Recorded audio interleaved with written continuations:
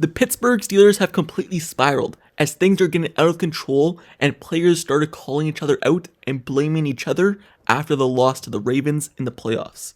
You have players like George Pickens saying the team wasn't ready. You have players like TJ Watt saying that a lot of things need to be fixed, and so on and so forth. But first, before I get more into that, make sure you subscribe to this channel and turn notifications for everything Pittsburgh Steelers news and updates. Also like this video. Now, let's get right back into it. So, week after week, we saw the Pittsburgh Steelers defense calling each other out, saying that there's miscommunication. We had Patrick Queen calling players out. We had Deshaun Elliott calling players out. But it seemed like that got fixed.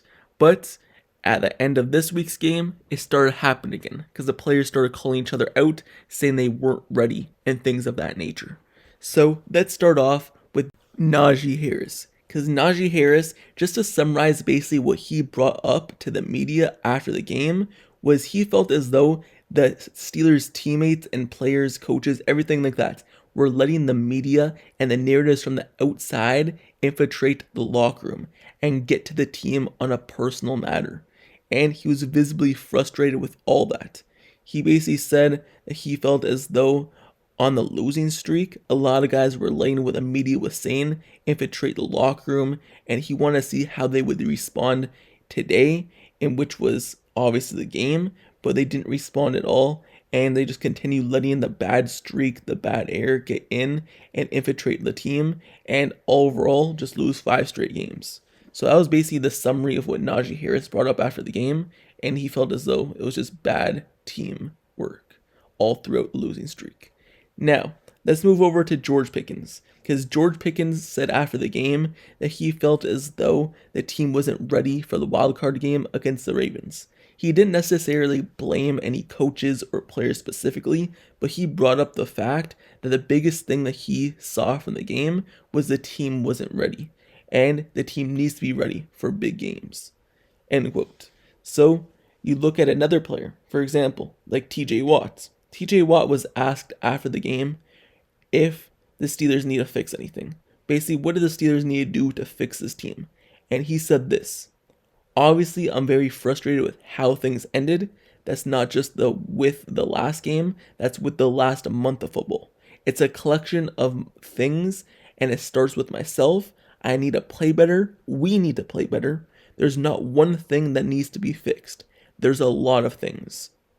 End quote. So there is a lot of things that need to be fixed. It's not just one player. It's a whole group of people, from coaches to players, that needed to step up, that didn't step up, and just play terribly or coach terribly throughout the last 5 games. So the Steelers, there's also other veteran players after the loss, like Deshaun Elliott, who was disappointed with the team's effort and thought that they got a butt whooping.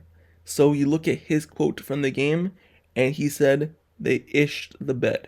And then he also said that they just weren't ready to play, and the Ravens basically destroyed us.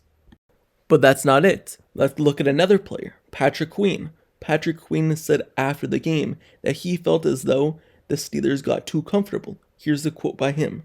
He said, "We just got too comfortable, started chasing too many wins. I think we just let off the pedal in all seriousness." So, that's the end of the players basically talking about the loss and talking about each other and blaming each other and things like that.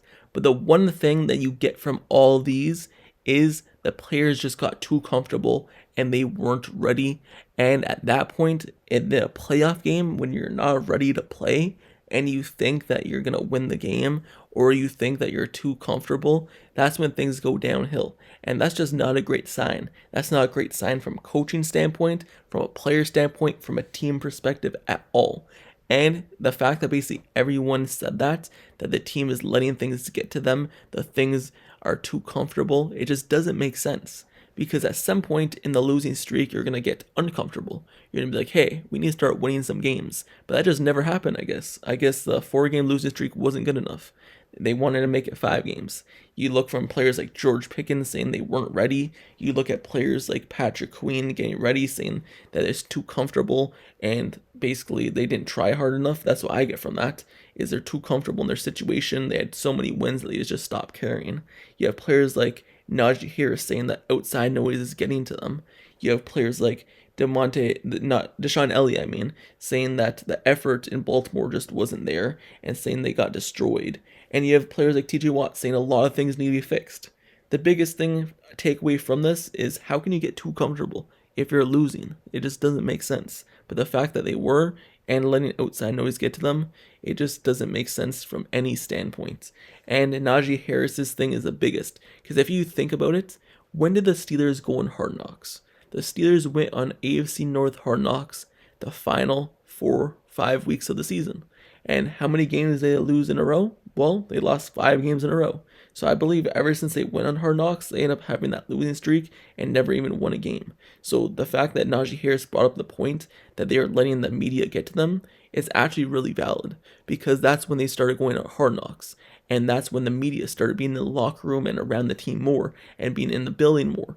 And that's when you hear all the narratives surrounding the team, because they get to talk to you more. So Najee Harris is so valid in that point and brings up a great perspective that media being in the locker room, being near the team, probably infiltrated the team and got in the heads of a lot of players. And to be honest, when you're winning before that point and all the positive things that were coming, Patrick Queen is also so valid in this point, because he said that they got too comfortable. And when all the media is being brought to you, basically probably praising you at the very beginning because your record was 10-3, you could get too comfortable, because then you start getting talked about in a good way and they feel as though they're a really good team. And then they got too comfortable and they started losing, and then everything went downhill from there. So basically, the team, they started blaming each other weeks ago. From Patrick Queen and blaming players from, there's one player that's sticking out. You remember that? One player apparently was a big cause of everything on this defense. But to be honest, it wasn't just one player. It was a group collective, because every player was bad. You look at from the coaches were bad as well. The scheme was bad. The players on the field were bad. So it wasn't just one player at the end of the day like it was brought up to be. It was everyone as a group collective. So if there's someone to blame on everyone. Because you look at players from Minkah Fitzpatrick to trying to be one of the best safeties in the NFL. He just wasn't there all season long. He wasn't there in the playoffs. And he just didn't look like himself, and he hasn't looked like himself. So he needs to get it together. You look at players like James Pierre. You look at Corey Trice when he did play. You look at players like Cameron Sutton. You look at players like everyone. You need to be on the same page. The run defense. How can you blame run defense on one specific person? Patrick Queen was out of spot. You look at TJ Watt. He recorded 0 statistics in the last 2-3 weeks of the season. How can you get 0 tackles in 3 weeks as a Defense Player of the Year candidate? Doesn't make sense. So you look at everyone as a collective, and it's everyone. And even the coaches. The scheme was terrible. Playing 10 yards off of every wide receiver. Not switching up any scheme at all in terms of attacking the running back instead of attacking Lamar Jackson, or attacking Lamar Jackson instead of the running back. Nothing was switched from first half or first quarter to second quarter to third quarter. So the whole scheme was just terrible in general. So it's everyone as a collective, and even the offense same. How can you blame it on one specific player? It's the entire offense line, it's the quarterback, it's the wide receivers, it's everyone as a group. It's not just one player, but the Steelers spiraled. And I made a video earlier in the season, probably 3 weeks ago or some point, saying the Pittsburgh Steelers are spiraling. And it was basically everyone calling each other out and going word for word what they're saying.